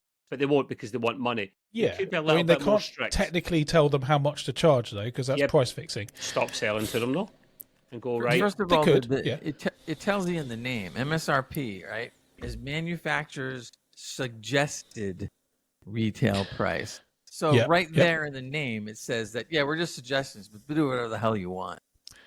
And that's what it is. Yeah, no, okay, no, for sure, I get that, but like, the suggested retail price it should have some basis in reality, should it not? If they're advertising a 5090 for 2,000 is the MSRP, surely you should have the option to buy the basic version at 2,000 or the better version with the better clocks, the bigger whatever, a little bit more. But we're talking $2,700 minimum now for the 5090. The thing that's crazy is MSRP with other things other than video cards, like for automobiles and other things, is all a joke. I mean, because they always come out and advertise, well, MSRP is, whatever, 30,000 for this car. And by the time you go in there, you realize that, it's a strip version and you don't have any brakes and there's no steering. Yeah. But if you want all that, yeah, no, great, I get that, but that I think your point doesn't exactly work, because you can still buy the car without any options. No, you that's can go true. in I and agree. You can build the car completely. I mean, most people wouldn't, but you can buy it without options. Right, but they make it in such a way that it's almost ridiculous to do it. And I think it's the same, but this is even worse, because now they now they charge they charge a certain amount above that, whatever, for profit and stuff. Now they're going like way out in the stratosphere, which I mean, well, for the AMD side of things, they did say that that's not going to be the case. It's not just their first batch. We'll see when more of them start bleeding out. The recommended retail for the latest AMD GPU is 580. 599. No, is it not 570, 580, mate? For the XT, I'm sure it is. I mean, I usually just think about it in dollars, but yeah, it's $599 at least. I'm not thinking about it in dollars. Hey, you sell your computers to people in the UK. Yeah. On this program, you got to do both, man. You got to give either or. Well, there's two Brits here and a Yank, so I don't care. we'll bust you up, man. Well, probably is. That's probably why it's 570 then, because that does go up to 600 doll hairs. The cheapest I could see an XT for was 650, mate. I'm just not. I'm sorry. I did see one for a few of them were selling for like the 570 at the very start. and I saw one for 630. I will go as high as 630, 620, 630, because that's £50 on top of that. I will not go any more than that, because the plan is, I say, sell the 4080 Super. I can get 800-900 for that. I want a couple of £100 back in my pocket, and if I'm not getting a couple of £100 back in my pocket, I'm going to stick with my 4080 Super, because it is a better card and it has better ray tracing. Not that I'm really fussed about that, sure. But, you know, so. So you both think then that it's not false advertising? No. Does it even stray towards false advertising? Yes. Yes, and it's very sneaky, but they're not breaking any kind of rules there. Otherwise, you'd have regulators on top. They've probably got about 150 lawyers that look at this and go like, "Look, this is how we get around it." It's not very customer forward, though, is it? It's not. You're not thinking of your customer when you say this product is $2,000, but actually the minimum you can pay for it is 27. Yeah, that's fair. That's very fair, mate. It just annoys me, you know. And I think AMD are doing this as well. Let's just be completely clear. This article and the research I did focuses more on Nvidia, because they just have so much more of the market share. They're able to throw their weight around, and they are able to just charge more. So it's more of an Nvidia thing. But yeah, I don't think it's very customer focused, and I don't like to see it. Yeah, but you know what? I think what we're forgetting too, and I'm not trying to sit there and make fun of anybody, but there's plenty of the public out there that fork over the prices for these things anyway. So in some ways, not all of, like, we're not in that camp, but there are people out there that really will pay anything. To me, that's amazing.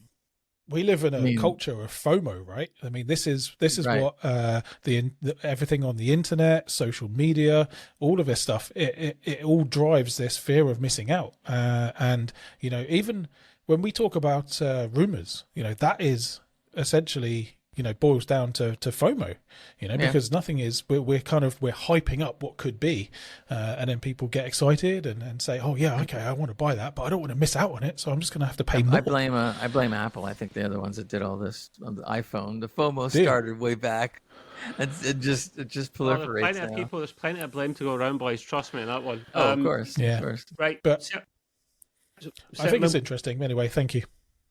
I've got one more thing I wanted to talk about, which was my bad.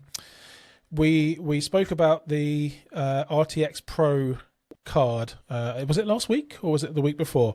When it was still just a rumor. It's the the card that has 96 gigabytes of VRAM. Yeah. So this has been confirmed now, guys. This is a real thing. Really, and this is coming out. Launch expected in May. So it's the NVIDIA RTX Pro 6000 Blackwell. It's going to come in various tiers. So I think they're going to start with an 8 gig model, and it goes all the way up to 96 gigabytes. I think from what we've seen, they're essentially starting a 6000 series, even though it's still 5000 architecture. Yeah, I mean it's a marketing thing, I guess. Yeah, right? Of course. It's still Blackwell, so it's the same architecture as what we've got in the 5000 series. But right. So yes, prices are going to start about $700, which when you consider that that's for an 8 gigabyte model, compared to what they're charging for an 8 gigabyte model in the consumer line these days, 300. Remember, everybody, that's MSRP. Yeah, so expect that to be double. Okay, does anyone want to guess how much the Big Daddy 96 gigabyte VRAM model is going to cost? 10 grand. Too scared. 10 grand? Come on, Trev, just throw out a number. 30 grand. 30 grand. Okay, well, it's not quite as bad as that. They're starting at $8,500. Oh, it's close. I said 10 grand. $8,500. So these models are geared, almost completely towards AI use cases, right? So anything with that much of VRAM is really just for AI. Sounds like enterprise uses. I mean, it's these are going to be prosumer models, right? So they're not quite the full fat workstation or server grade units, but they're also quite differently spec'd hence the 96 gigabytes of VRAM than the regular consumer models. So they're really for AI. Are we saying that this is the birth of ultra high end PC gamers? What, you think someone's going to spend 10 grand on a There's always someone that will, man. There's always someone. Someone will. Do you remember? I'll give you for instance. Do you remember I think it was PC World used to every year they used to do the Dream Machine, right? And the Dream Machine would always be an ultra expensive computer, 10 grand, yeah, like a Titan grand, graphics grand. card or something. They'd have like 4 GPUs and all kinds of other crap in it. Yeah. Same kind of concept now that people are like, I'm just gonna buy a Dream Machine. Mental. It's nuts. Mental. I think it's entirely possible that for a professional who is going to make money out of using one of these, it's a completely reasonable price, and because if you're making lots of money and and this is your job, and everything you do, you just need to make it work faster so that you can get more output and make more money, then you need bigger number goes faster. Sure. This is going to be very interesting to see what happens, I think, with these AI cards, and I think it's going to be a bit interesting to see what people think of the pricing of these. I for one don't think that it's going to be too expensive as long as you're making money off them. Scary how much these things cost, but I mean that sets the pro industry for you when it comes to that side of things. The last section we have is the mod corner, which we're going to try and sneak in there. Taro, see, since you were just on a roll there, do you want to do your half of the mod corner section and Sure. Ray can come in with his bit after? Yeah, okay, thanks. Has any of you guys played Diablo 2? No, I know of it. Very popular game. No? Long time ago. I haven't really messed with Any Diablo game? I played 4 a little bit when it was on Game Pass. Okay. Yeah. All right. So I've been playing Diablo 2 since basically the day of launch, back, when Blizzard did good games 20 years ago, 25 years ago probably. And I absolutely love this game. And I have been playing it on and off since it came out. And every now and then I'll just jump back in and just play a bit more, get my little fix. Because, it's different to the way that Diablo 3 and 4 works in that... You farm a boss, you kill a boss, and your item you might get your item, you might not. It's set up very differently to the more modern Diablo games. And I recently found out that there was a mod for this called Reimagined. So this is for the D2R version, which is the resurrected, the modern remake. And I just wanted to put a little bit of focus on this because it's just really cool. Really, really cool. So I want to go over a couple of the things that you can do with this and some of the features. I've got a list here. Let me bring this up. Hold on. Also, in fact, take a look at... Trev, I can do my mod corner next time because I'm going to talk about AC Shadows next time anyway. So Up to you, mate. We'll see what we're like for time. Yeah. All right. Have you modded your game yet? It's time for the Mod Corner. So take a look at the website, which is d2r-reimagined.com, and hopefully, Gray, you can put the two URLs that I've put in on the doobly-doo down below. That'd be really helpful. Doobly-doo, man, I'm telling you. Yeah, in the doobly-doo. Thank you.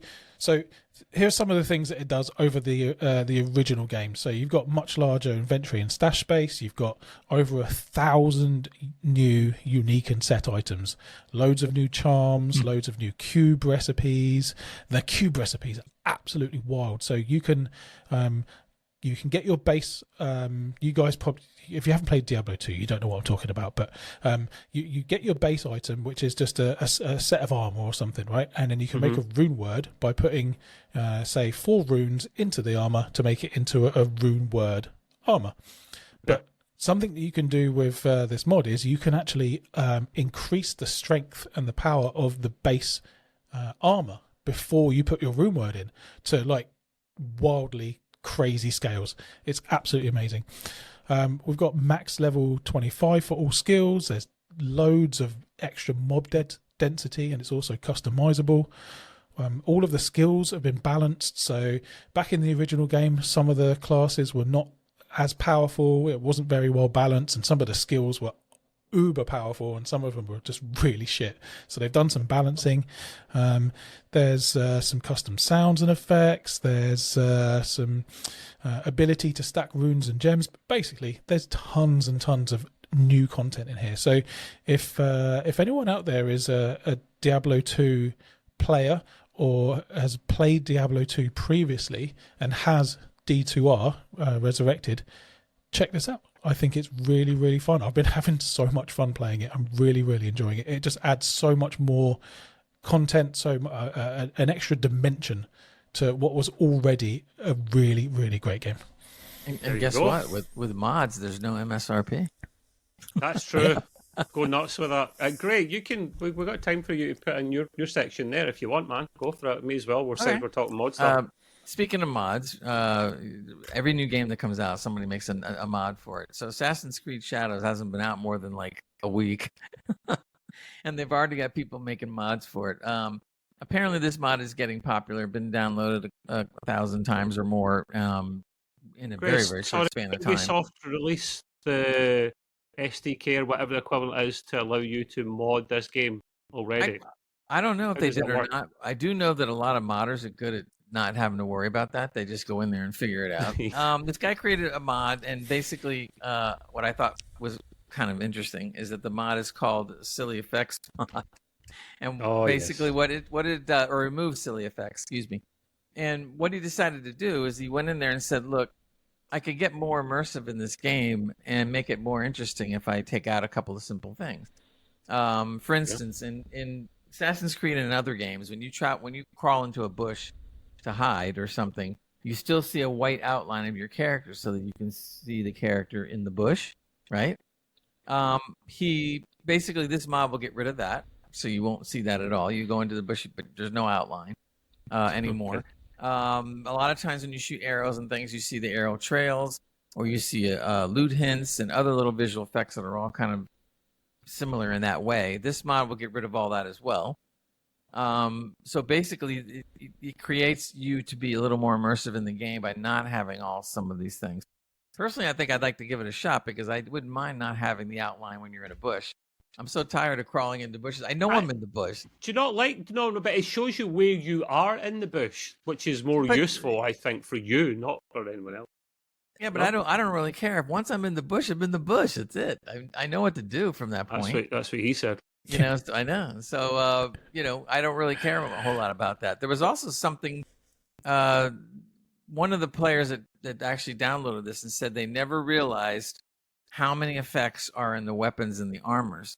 And he said once he put the mod in, he found that armor sets just seem more useful, that seem better now, that look better, that play better, with the mod in there. And this guy's like hugely thankful for it. So is this Nexus mod? Yeah, most everything you can find on Nexus mods or on ModsDB. Those are the two biggest ones out there, that repositories or whatever of mods. So you can go get it there if you want. It's called Remove Silly Effects. Give it a shot. And usually with places, especially like Nexus mods or whatever, if you don't like the mod, real easy to take out. Usually. Sometimes it's as easy as a checkbox. You just check it on, you check it off. Yeah, you got to make it easy and simple to remove these things. Yeah. That's one of the reasons it puts me off using things like that. And I'm a bored vanilla guy. There's no doubt, because when I was doing it before they had this capability, man, I had to sit there and really follow those directions. Take this folder and then copy this. Yeah, and I can't be arsed. I'm out then. I'm out, mate. Right, exactly. So now that it is a lot simpler, there's some of that still going on, but most of it is already out of there. They got mod managers now that will handle all this stuff. Good, which is great. So if you're afraid of mods, take a look at Nexus. Take a look at the mod managers. You might be very surprised how easy some of this is. Okay. Even if you're still technical, it's just a pain in the arse, right? You just don't want that. You just want to sit and play your game. You want an easy life. You really do. Interesting. Well, it was a nice contribution from both of you for the mod manager this time. The mod corner this time. It's usually grey. But it's nice. Anyone can chip in. Last but not least, the almost world famous EGP gaming quiz. Gray, over to you, Quizmaster. Yes. Games Master, as he used to be called. I can think of Star Trek. Patrick Moore. Of Triskelion. Your forehead is too small. Is it mine? No, I think it's too big is the problem. It's getting bigger all the time as some of this falls out, right? Oh, yeah. You're doing all right for someone in the last part of their 60s, man. You still get a chunk there, so.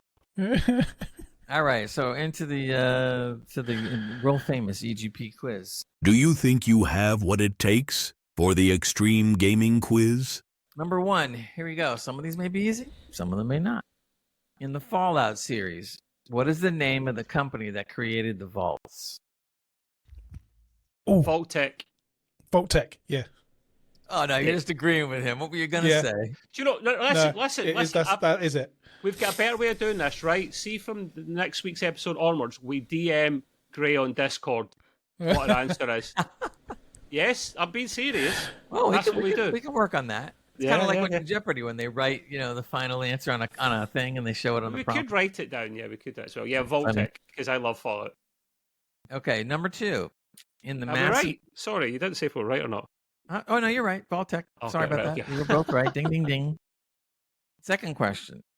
In the Mass Effect series, what is the name of the ancient race of machines that threatens the galaxy? The name of the ancient race of machines that threatens the galaxy in Mass Effect. I'm a Mass Effect guy, so I do know this, but I just can't remember. I don't know, so I'm going to guess the Willy Conquerors. The Willy Conquerors, right? Exactly. I don't know. That's the name of Trev's. Come on, these are classic games, especially Carl. I've never played a Mass Effect. I know they're classics. I've played the first 2, but I can't remember. Oh no! Oh, no, it's a good question, mate. The answer is the Reapers. Yeah, the Reapers are cool, and I love the shape of the Reapers too. They look like a squiddish kind of thing with arms. Also, they make the Firefly. greatest sound. Also from Firefly, if you remember, they're like the Borg, but not really. Yeah. Remember Firefly? Yeah. Good question. They could have took it from that one. Who knows? Okay, here's another one. You probably won't know this unless you played this game, which was actually a great game. Which game series is set in the fictional city of Dunwall?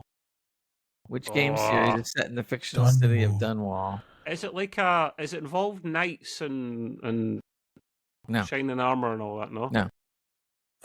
That's what I was thinking of as well. The big clue is Dunwall. Baldur's Gate or something. If you know the series, and there was 1, 2, 3 games, I think. Maybe it could have been more. Very popular, very good actually. Dunwall. No. So it's not Baldur's Gate. I'm stumping the crap out of you guys today. No, it's not Baldur's Gate. It is not. Okay. Then I don't know. Everybody gives up. Yeah. The Dishonored series. I've never played it. Again, another popular franchise that I've not actually. Oh God, so good! That game is so good. It. The first, the second, and the spin-offs, they were all just fantastic. So there you go for this week. You guys did pretty poor, but that's okay. Well, I got 1 out of 3. Taro copied to get 1 out of 3. So no, hang on. I was just a split second behind you. It doesn't mean that I copied you. Okay. You're arse. You're arse. Wait a minute. A split second behind you. But Trevor goes Vault-Tec, and you go like this. It's Vault-Tec. Whatever. Yeah, and the TV series really helps as well, ram that, and that's what reminded me of what that was actually. So that was almost like one of those trick questions, like what color was George Washington's white horse? Oh, let me think. Anywho, we will need to wrap it up there, boys and girls. Thank you as always. We'll be back next week. We should have a full house. Mr. Matt will be back.